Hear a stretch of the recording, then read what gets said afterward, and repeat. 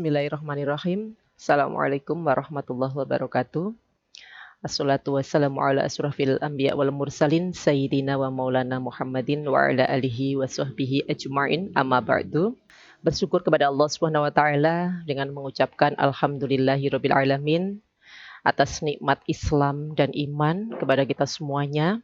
Bersolawat kepada Rasulullah sallallahu alaihi wasallam dengan mengucapkan Allahumma sholli ala sayyidina Muhammad. Harapan kita semuanya adalah syafaat beliau di yaumul akhir nanti. Amin, Allahumma amin. Anak-anakku sekalian, siswa-siswi kelas 10 SMK Taruna Jaya Prawira Tuban, yang mana pada kesempatan kali ini kita bertemu lagi pembelajaran daring secara online, materi pendidikan agama Islam dan budi pekerti. Sebelum kita memasuki pada materi, marilah kita membaca bersama-sama doa sebelum belajar. A'udzubillahi minasyaitonirrajim. Bismillahirrahmanirrahim. Raditu billahi rabba wa bil islami dina wa bi Muhammadin nabiyya wa rasula. Rabbi zidni ilma warzuqni fahma. Rabbi shrah li sadri wa yassir li amri wahlul 'uqdatam min lisani yafqahu qawli. Anak-anakku, siswa-siswi kelas 10 SMK Taruna Jaya Prawira Tuban, selanjutnya kita akan membahas pada kesempatan kali ini hidup bermartabat dengan berbusana muslim. Yang mana kompetensi dasar yang pertama nilai sikap spiritual, yaitu terbiasa berpakaian sesuai dengan syariat Islam. Yang kedua, sikap sosial menunjukkan perilaku berpakaian sesuai dengan syariat Islam. Yang ketiga, dari pengetahuan menganalisis ketentuan berpakaian sesuai syariat Islam. Dan yang keempat, nilai keterampilan menyajikan keutamaan tata cara berpakaian sesuai dengan syariat Islam. Perlu kita ketahui bersama apa yang dimaksud dengan busana muslim itu. Busana muslim adalah busana atau pakaian yang seharusnya dikenakan oleh umat Islam, baik itu wanita muslimah atau laki-laki muslim dalam setiap aktivitas sehari-hari, baik kegiatan resmi maupun santai. Sebagai seorang muslim, kita meyakini bahwa Islam merupakan agama yang memuliakan manusia. Di antara ajarannya adalah perintah menutup aurat. Menutup aurat di sini bisa dikatakan dengan tindakan berhias diri. Allah Subhanahu wa taala berfirman dalam Quran surat Al-A'raf ayat 31 yang berbunyi, wahai anak cucu Adam, pakailah perhiasan kalian pada setiap memasuki masjid. Perhiasan di sini adalah pakaian yang menutupi aurat sesuai dengan riwayat dari Ibnu Abbas radhiyallahu anhu. Pakaian merupakan penghias bagi manusia, juga merupakan tanda kemajuan sebuah peradaban serta lambang kesopanan. Sebaliknya, ketika tidak berpakaian maka merupakan salah satu indikasi budaya masyarakat yang primitif serta merosotnya derajat manusia. Setan selalu menggoda manusia agar manusia menanggalkan pakaiannya dan tidak menutup auratnya.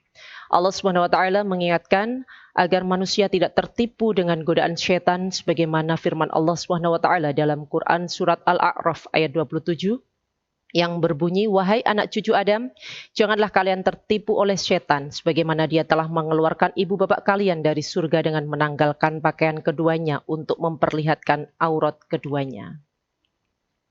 Di samping Islam memberikan perintah menutup aurat, Islam juga mengeluarkan larangan membuka aurat sebagaimana sabda Nabi Muhammad SAW, sesungguhnya kami dilarang bila aurat kami terlihat.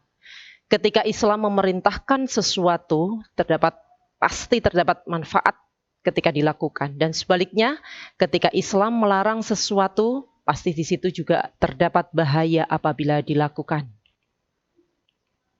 Begitu juga dalam hal menutup aurat terdapat banyak sekali bahaya yang ditimbulkan ketika terbuka aurat. Baik bahaya yang dirasakan di dunia maupun bahaya yang akan dirasakan di akhirat nanti. Kita akan membahas bahaya membuka aurat yang pertama, yaitu rentan terkena kanker kulit melanoma. Sebuah majalah kesehatan dari Inggris menyebutkan bahwa kanker mematikan melanoma merupakan sejenis kanker yang dulu jarang ditemukan, namun sekarang jumlahnya terus bertambah di kalangan pemudi pada usia dini. Penyebab utamanya adalah mewabahnya pakaian mini menjadikan para wanita terpapar radiasi matahari. Yang kedua adalah menjauhkan dari syariat dan akhlak. Mengumbar aurat merupakan dorongan nafsu, semakin dituruti semakin menuntut lebih. Berawal dari suka memamerkan wajah, lalu rambut, lalu leher, lalu pundak, hingga akhirnya bisa meninggalkan syariat dan akhlak. Yang ketiga adalah hilangnya rasa malu. Setiap orang yang mengumbar aurat, awalnya pasti dia merasa malu secara fitriah. Namun karena dorongan hawa nafsu yang lebih kuat, ia akan abaikan rasa malu tersebut. Lalu lambat laun rasa malu tersebut akan melemah dan terus melemah. Jika rasa malu sudah sirna, bahkan bisa jadi rasa malu itu berubah menjadi rasa bangga dengan perbuatannya yang memamerkan aurat. Yang keempat, selalu diperbudak oleh nafsunya. Karena dengan mengumbar auratnya, ia akan terpaksa melakukan hal-hal yang sebelumnya tidak pernah ia lakukan. Seperti memberikan perlindungan ekstra untuk kulitnya dari sengatan sinar matahari, memberikan perawatan khusus agar kulitnya terlihat putih bercahaya, mengikuti mode gaya barat mulai dari rambut hingga bawah kakinya, dan melakukan segala usaha agar ia dikatakan menarik dan mempesona. Ini semua di samping merugikan dari sisi finansial juga banyak mendatangkan bahaya. Ironisnya mereka enggan menjadi hamba Allah, padahal Allah Azza wa Jalla telah memberikan kenikmatan yang sangat banyak kepadanya. Namun mereka malah bersusah payah menjadikan dirinya sebagai budak setan dan hawa nafsunya. Inilah akibatnya wanita yang mengumbar auratnya, mereka mengira dihormati, padahal pada hakikatnya mereka sedang direndahkan. Lihatlah bagaimana mereka dibandingkan dengan barang dagangan atau sebagai penghias atau penglarisnya. Karena memang ketika itu ia menjadi budak setan dan nafsunya. Kelima, menjadikan manusia tersibukkan oleh nafsu syahwat farjinya. Ini merupakan dampak yang paling terlihat dan terasa di zaman ini, bahkan di masyarakat muslim sekalipun. Ketika tindakan mengumbar aurat telah merajalela di tengah-tengah mereka, maka hal itu akan berdampak langsung pada tersibukkannya mereka oleh nafsu syahwatnya. Kenyataan ini tidak bisa dipungkiri dan tidak terbatas pada usia remaja saja, tapi juga terjadi pada mereka yang sudah berumur. Tidak juga terbatas pada mereka yang berduit dan berpangkat tinggi. Beberapa kali kita mendengar berita seorang bapak miskin menggauli putrinya, kakek melarat menggauli cucunya, atau seorang suami yang membunuh selingkuhannya. Na'udzubillah min dzalik. Yang kelima adalah turunnya mutu pendidikan. Di banyak daerah dalam negeri kita, banyak pemuda dan pemudi merasa malu dan rendah diri bila belum atau tidak memiliki pacar. Yang mereka pikirkan setiap hari, bagaimana menarik perhatian lawan jenisnya, bagaimana menyenangkan pasangannya. Begitulah setan menjadikan mereka tertawan oleh nafsu syahwatnya sehingga mereka rela mengorbankan apapun yang dimilikinya, bahkan harus mengorbankan kehormatannya. Yang keenam adalah mendapatkan azab yang pedih di dunia dan di akhirat. Karena mereka menjadi sebab utama tersebarnya perbuatan keji dan zina. Allah Azza wa Jalla berfirman, sesungguhnya orang-orang yang menginginkan tersebarnya perbuatan keji di kalangan orang-orang yang beriman, bagi mereka azab yang pedih di dunia dan di akhirat. Terdapat di dalam Quran surat An-Nur ayat 19. Yang ketujuh adalah tidak akan mencium wangi baunya surga. Sebagaimana sabda Nabi Muhammad SAW, ada dua golongan penduduk neraka yang keduanya belum pernah aku lihat. Yang pertama, kaum yang memiliki cambuk-cambuk seperti ekor sapi yang digunakan untuk memukuli orang-orang. Dan yang kedua, para wanita yang berpakaian tapi telanjang. Mereka menggoda dan jalannya berlenggak-lenggok. Kepala-kepala mereka seperti punuk unta yang miring. Para wanita itu tidak masuk surga, bahkan tidak mencium wanginya surga. Na'udzubillah min dzalik ya. Selanjutnya, mengumbar aurat merupakan tindakan pamer maksiat sebagaimana sabda Nabi Muhammad SAW, kullu ummati mu'afan illal mujahirina wa inna minal mujaharati ayya'mala rajulu billaili amalan thumma yusbiha wa qad satarahullah alaihi fayaqul ya fulan amiltul barihata kadha wa kadha wa qad bata yasturhu rabbuhu wa yusbihu yakshifu sitarallahu an. Yang mana artinya setiap umatku akan mendapat ampunan kecuali mujahirin, orang-orang yang terang-terangan berbuat dosa. Dan yang termasuk terang-terangan berbuat dosa adalah seseorang berbuat dosa pada malam hari, kemudian pada pagi hari menceritakannya. Padahal Allah telah menutupi perbuatannya tersebut. Yang mana dia berkata, hai fulan, tadi malam aku telah berbuat begini dan begitu. Sebenarnya pada malam hari Rob telah menutupi perbuatannya itu, tetapi pada pagi harinya dia menyingkap perbuatannya sendiri yang telah ditutupi oleh Allah Subhanahu wa taala tersebut. Hadis riwayat Bukhari dan Muslim. Sungguh banyaknya bahaya yang ditimbulkan oleh maksiat mengumbar aurat ini harusnya menjadikan kita semua semakin waspada darinya dan menjauhinya. Sepatutnya hal ini untuk semangat mengingatkan orang lain agar tidak terjerumus dalam perbuatan nista tersebut atau agar tidak mengulanginya. Jika mereka menerima, maka itulah yang kita harapkan. Namun jika nasihat kita tidak didengar, maka paling tidak kewajiban nahi mungkar kita telah gugur, sehingga kita akan selamat dari azabnya dan mendapat pahala dari Allah Subhanahu wa taala. Syarat busana atau berpakaian muslim. Di sini yang pertama menutupi aurat, selanjutnya pakaian yang tidak mengundang syahwat, tidak transparan, harus longgar dan tidak ketat, tidak diberi wewangian atau parfum yang baunya sangat mencolok, tidak menyerupai laki-laki atau sebaliknya, bukan busana atau pakaian syuhroh, dan bukan untuk tabaruj, bukan kain sutra bagi laki-laki. Kita bahas yang pertama, yaitu tentang menutupi aurat. Perlu kita ketahui pengertian dari aurat itu sendiri menurut bahasa adalah malu, aib, dan buruk. Menurut istilah dalam hukum Islam, aurat adalah batas minimal dari bagian tubuh yang wajib ditutupi karena perintah Allah Subhanahu wa taala. Batasan aurat bagi laki-laki dan wanita. Secara umum, aurat wanita adalah seluruh tubuh kecuali wajah dan telapak tangan. Itu jika di hadapan yang bukan mahram. Jika di hadapan mahramnya, wanita boleh menampakkan tempat-tempat perhiasannya berada. Leher, pergelangan tangan, pergelangan kaki. Sedangkan pada laki-laki, auratnya adalah dari pusar sampai lutut, baik di hadapan mahramnya ataupun bukan. Kita sebut tadi mahram, kita harus ketahui juga apa beda mahram dan muhrim. Mahram adalah orang yang haram dinikahi karena hubungan darah atau saudara, yaitu kakek nenek, ayah ibu, paman bibi, kakak adik, anak adik, anak kandung, beserta cucu. Untuk muhrim sendiri itu adalah orang yang menggunakan pakaian untuk haji dan umroh, atau disebut pakaian ihram. Itu perbedaannya. Ini kita lihat bersama-sama gambar yang terdapat di slide, bahwasanya pemakaian menutup aurat bagi laki-laki dan perempuan mulai dari ujung rambut sampai ujung kaki. Untuk perempuan yang ujung atas menampakkan muka saja, bagian tengah melabuhkan kerudung sampai menutupi dada, bagian pakaian baju lengan menutup hingga pergelangan tangan, yang mana pakaian tebal, longgar, dan tidak menyerupai laki-laki, serta memakai stocking untuk bagi perempuan.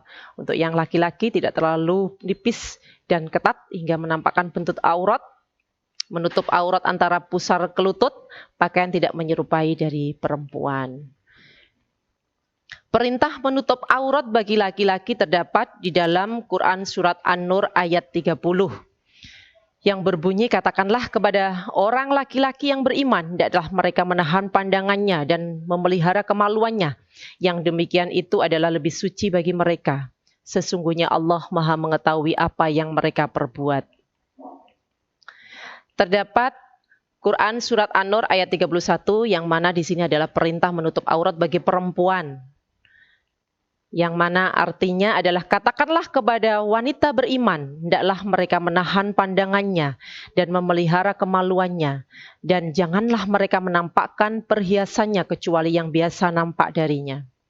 Dan hendaklah mereka menutupkan kain kudung ke dadanya dan janganlah menampakkan perhiasannya, kecuali kepada suami mereka, atau ayah mereka, atau ayah suami mereka, atau putra-putra mereka, atau putra-putra suami mereka, atau saudara-saudara laki-laki mereka, atau putra-putra saudara-saudara laki-laki mereka, atau putra-putra saudara perempuan mereka, atau wanita Islam atau budak yang mereka miliki, atau pelayan laki-laki yang tidak punya keinginan terhadap wanita, atau anak-anak yang belum mengerti tentang aurat wanita. Dan janganlah mereka memukulkan kakinya agar diketahui perhiasan yang mereka sembunyikan. Dan bertobatlah kamu sekalian kepada Allah, hai orang-orang yang beriman, supaya kamu beruntung. Selanjutnya ada di dalam Quran Surat Al-Ahzab ayat 59 yang berbunyi, A'udzubillahi minasyaitonirrajim. Bismillahirrahmanirrahim. Ya ayyuhan nabi wajika wa banatika wa nisa'il mu'minina yudnina 'alaihinna min jalabibihin, yang artinya, wahai Nabi, katakanlah kepada istri-istrimu, anak-anak perempuanmu dan istri-istri orang mukmin, hendaklah mereka menutupkan jilbabnya ke seluruh tubuh mereka. Sebelum kita dipakaikan jilbab seperti ini, seharusnya kita harus sadar diri ya bahwa perintah jilbab itu memang wajib bagi setiap muslim dan muslimah. Perintah menutup aurat dalam hadis dari Khalid bin Durai, Aisyah radhiyallahu an berkata, suatu hari Asma binti Abu Bakar menemui Rasulullah Shallallahu alaihi wasallam dengan menggunakan pakaian tipis. Beliau berpaling darinya dan berkata, wahai Asma, jika perempuan sudah mengalami haid, tidak boleh ada anggota tubuhnya yang terlihat kecuali ini dan ini, sambil menunjuk ke wajah dan telapak tangan. Hadis riwayat dari Abu Dawud. Yang kedua adalah pakaian yang tidak mengundang syahwat. Ya. Busana atau pakaian yang dikenakan boleh sebagai hiasan tetapi bukan sebagai alat mengundang perhatian lawan jenis. Jadi hakikatnya berbusana adalah menutup aurat dan melindungi seseorang dari cuaca panas dan dingin meskipun tidak melupakan unsur keindahan. Tidak transparan. Bahan yang dipakai berbusana tidak boleh transparan atau tembus pandang karena fungsi berpakaian dalam Islam adalah untuk menutup aurat. Ya, itu tadi sudah disebutkan di dalam hadis. Yang keempat adalah harus longgar dan tidak ketat sehingga tidak memperlihatkan lekukan tubuh yang ditutupi. Sebagaimana penjelasan hadis dari Rasulullah Shallallahu alaihi wasallam, memberiku baju kutbiyah yang tipis, hadiah dari Al-Qalbi kepada beliau. Baju itu pun aku pakaikan kepada istriku. Nabi Shallallahu alaihi wasallam bertanya kepadaku, mengapa kamu tidak mengenakan baju kutbiyah? Aku menjawab, aku pakaikan baju itu untuk istriku. Nabi Shallallahu alaihi wasallam bersabda, perintahkan ia agar mengenakan baju kutbiyah itu karena aku khawatir baju itu masih bisa menggambarkan bentuk tubuhnya. Hadis riwayat Al-Baihaqi, Ahmad, Abu Daud, dan Ad-Diya. Tidak diberi wewangian atau parfum yang baunya sangat mencolok. Tidak diberi wewangian atau parfum yang sangat mencolok di sini adalah khususnya bagi wanita karena perbuatan tersebut dapat mengundang perhatian lawan jenis. Tidak menyerupai laki-laki atau sebaliknya. Wanita dilarang menyerupai laki-laki. Rasulullah Shallallahu alaihi wasallam melaknat laki-laki yang menyerupai wanita dan wanita yang menyerupai laki-laki. Di sini terdapat dalam hadis riwayat Bukhari nomor 5885. Bukan busana atau pakaian syuhroh. Man labisa thawb syuhroh fit dunya albasahullah thawba madallah yaumal qiyamah. Siapa yang memakai pakaian syuhroh di dunia, maka Allah akan memberinya pakaian hina pada hari kiamat. Bukan untuk tabaruj. Tabaruj adalah memperlihatkan hiasan dan keindahan dirinya serta apapun yang wajib ditutupi agar tidak mengundang fitnah. Tujuan berbusana atau berpakaian dalam ajaran Islam yang pertama tadi menutup aurat dan sebagai perhiasan yang terdapat di dalam Quran Surat Al-A'raf ayat 26. Bukan kain sutra bagi laki-laki. Telah ditetapkan dalam hadis Nabi Muhammad SAW bahwasanya untuk laki-laki haram hukumnya memakai pakaian dari kain sutra. Boleh bagi wanita dari umatku dan haram bagi pria dari umatku. Hadis riwayat At-Tirmidzi, Nasai, dan Abu Daud. Memelihara diri dari panas matahari dan dinginnya cuaca. Sebagai bagian dari ibadah yang terdapat di dalam Quran Surat Al-A'raf ayat 31. Menghindari diri dari godaan setan yang mana juga terdapat dalam Quran Surat Al-A'raf ayat 27. Sebagai identitas diri juga terdapat di dalam Surat Al-Ahzab ayat 59. Untuk menggapai ridha Allah Subhanahu wa taala terdapat di dalam sebuah hadis Tirmidzi yang mana man arada dunya fa'ali bil ilmi wa man arada al akhirah fa'ali bil ilmi wa man aradahuma fa'ali bil ilmi. Hikmah mengenakan busana atau berpakaian muslim sebagai bukti keimanan kepada rukun iman yang keenam, yakni iman kepada adanya Allah Subhanahu wa taala, malaikat, kitab, Rasul, hari akhir dan qada qadar. Yang kedua sebagai cara untuk mendapatkan pahala dari Allah Subhanahu wa taala sehingga kelak akan mendapatkan kebahagiaan di akhirat berupa surganya Allah. Yang ketiga sebagai cara menghindari murka dan laknat Allah Subhanahu wa taala yang menyebabkan seseorang akan menderita kelak di akhirat. Yang keempat sebagai cara untuk terjaga dari fitnah dan pelecehan seksual serta sebagai motivasi untuk lebih baik lagi dalam beribadah sehingga tampak dalam sikap perilaku akhlaknya. Sebagai renungan saja, yang mana sudah sampai tahap keberapa kita menutup auratnya, di situ ada step. Nah, ini ada ad-dunya mata'un wa khairul mata'ud dunya al-mar'atus sholihah. Dunia adalah sebuah perhiasan dan sebaik-baik perhiasan adalah wanita yang sholihah. Selangkah anak perempuan keluar dari rumah tanpa menutup aurat, maka selangkah juga ayahnya itu hampir ke neraka. Ini perlu jadi renungan kita bersama. Yang mana mari kita membiasakan yang benar, jangan membenarkan yang biasa. Jika wanita menutup aurat, lelaki mencintainya dengan iman. Jika wanita mengumbar aurat, lelaki mencintainya dengan nafsu. Pilih yang mana? Ya, sampai mana? Belum siapkah kita menutup aurat? Kalau belum siap menutup aurat, tenang, ini neraka masih muat. Ya, naudzubillah min dzalik. Ya, sekian dari apa yang saya sampaikan. Kita baca doa setelah belajar. Allahumma inni astaudiuka ma'allamtanihi fardudhu ilayya inda hajati ilahi walatan sanihi ya rabbal alamin. Mudah-mudahan bermanfaat pada pagi hari ini materi pendidikan agama Islam. Saya cukupkan. Ihdinas siratal mustaqim. Assalamualaikum warahmatullahi wabarakatuh.